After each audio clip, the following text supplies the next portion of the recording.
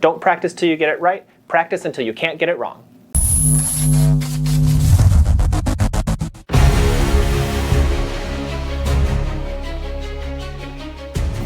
Hey there, OChemNinjas. I'm here in my office today for another study tips video. When I do these study tips video, I like to be here in my office as a change of pace. I have a link in the description down below to my entire playlist of study tips videos. Today, I'd like to cover a study tip that's so simple that it's profound. And it has to do with how you practice for your exams. Do you walk into exams feeling a little bit nervous? Like, I don't know if I studied everything I was supposed to? Is there that one topic that you're kind of hoping isn't on the exam? And when you turn the page on the exam and you see that topic there, do you start to freak out a little bit? Oh, man, I really wish I would have studied that more. So it's no secret in organic chemistry that you need to practice for your exams. This is a course where reading over your notes or glancing through the textbook is not going to be enough preparation for your exams. You've probably realized that by now. That's not really the topic of this video though. I have another video that I'll link to down below on the right way that you should practice. Today I want to focus on a philosophy for studying those topics that are historically confusing for students. You know the ones that I'm talking about. Drawing resonance structures, chair flips, RNS configuration, the ozonolysis mechanism, the acetal mechanism, electrophilic aromatic substitution. You know, the topics you really don't want to be on the next page of your exam. Most of the time when students study for these topics, they study until they're pretty sure they understand them. And that may or may not work when it comes to the exam, who knows? So let's take chair structures as an example. When you're first learning chair structures, it's hard to draw a really good chair. So here's the study tip that I want to give you today. When you're practicing drawing chair structures,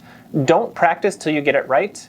Practice until you can't get it wrong. Practice until you turn the page on the exam and everyone around you is freaking out a little bit and you're thinking to yourself, yes, I got this. This is what I prepared for. And then you pick up your pencil and you write out the answer because you practiced so much that you can't get it wrong. You are so confident with this skill that you are going to fly through that page while everyone around you is struggling. Don't practice till you get it right. Practice until you can't get it wrong. So for me personally, with chair structures, I can draw the chair structure that goes off to the right pretty well. But the chair structure that slants to the left, I often have a little more trouble with. They don't always look as pretty as the other ones. That's me personally. So to demonstrate this, I'm going to draw a bunch of left-handed chair structures until I can't get them wrong. I'm going to find a time where I have about a half hour or so to sit down and study organic chemistry. I'm going to open my notes to the page where we draw chair structures, and I'm going to practice drawing left-handed chair structures until I can't get them wrong. I'll start out by drawing some that I think are going to be okay. And as I do that, I can start to pick up on some patterns where these are not working out. I think that this line here going up to the right is going up too far to the right. I think I need to make it a little more shallow. And then I keep practicing. I find out where I went wrong and I practice some more until I start to do a better job of drawing these left-handed chair structures. Here I'm kind of messing around with the different angles and spacing of some of the lines to try and find ones that I do think look pretty good, and so I can try and replicate those. My favorite right now is this one. I'm going to see if I can figure out how to draw this one more consistently.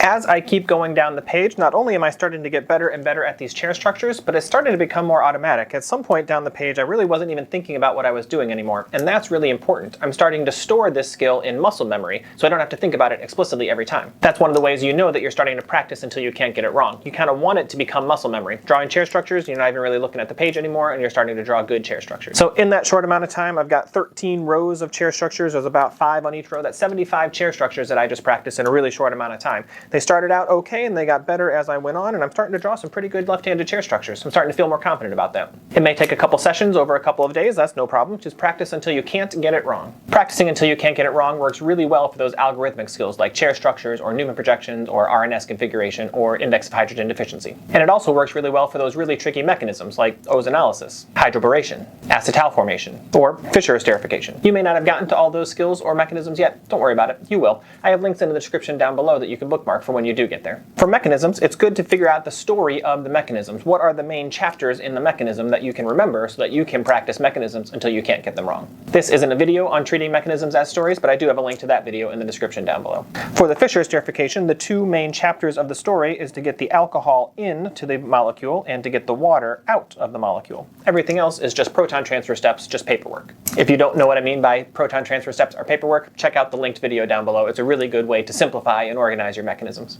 So if the Fischer esterification is a mechanism I don't feel particularly confident about, I'm going to find a half an hour where I can sit down and have some dedicated time to practice the Fischer esterification over and over and over again, making sure I get all the steps in the right order, making sure I can tell that story to myself over and over again in my head, getting that Fischer esterification into muscle memory so that I'm not even thinking about it when I draw it. Not practicing until I get the mechanism right, practicing until I can't get the mechanism wrong. As an instructor, we know which mechanisms are more challenging than others, and those are the ones we tend to put on the exams to make sure that our students really do understand all the mechanisms we're teaching. So don't be surprised if you do see the Fischer esterification on your exam, so go ahead and practice it till you can't get it wrong. So the first time I'm going to practice it with my notes open, and I'm pretty much just going to recreate my notes.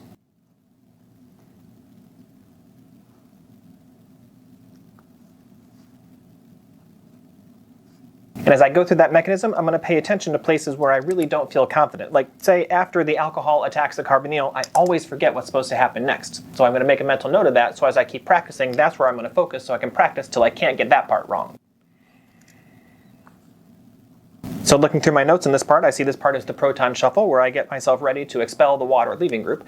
If you don't know what the proton shuffle is, check out my video on the code of the carbonyls, another great way to organize this section of your notes. And following along with my notes, I finished my first iteration of the Fischer esterification. As I go through the mechanism the next time, I'm going to keep my notes open, but I'm going to try and glance at them less and less. Now I'm at that part of the mechanism that tripped me up last time, so I'm going to work on that, try and make sure I embed that into muscle memory so that I can't get it wrong next time. That time I finished up the second time through, and I was a little more confident during the proton shuffle part. As I keep practicing, I may want to try covering up the mechanism with something, a piece of paper or something, so that as I go through, if I get stuck, I can glance if I need to, but I'm not solely relying on my notes to finish the mechanism. That time I was able to work through the mechanism only having to glance back at my notes once. As you keep going more and more, as it gets more ingrained into muscle memory, as you become more confident with the story that you're trying to tell, you'll have to look back at your notes less and less until you're not just getting it right, you can't get it wrong.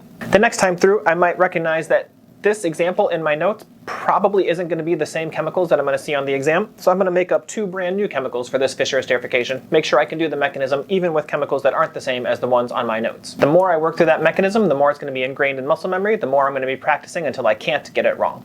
As I was working through the mechanism this time, there was actually one part where I started to draw the wrong structure, but it was so ingrained in my muscle memory that as soon as I started to draw that H, I recognized, wait, this doesn't feel right, I don't think this is right, and I took a step back and figured out where I was in the story. Oh yeah, it's supposed to be this other thing, and so I was able to continue on with the mechanism, catching myself when I started to make a mistake. So that's my study tip for today. So simple that it's profound. Don't practice till you get it right, practice until you can't get it wrong. I'm glad you're here with us for this training today. Check out these other videos in my playlists to see if there's anything else that can help you level up your ninja level even further. As always, don't forget to like and subscribe.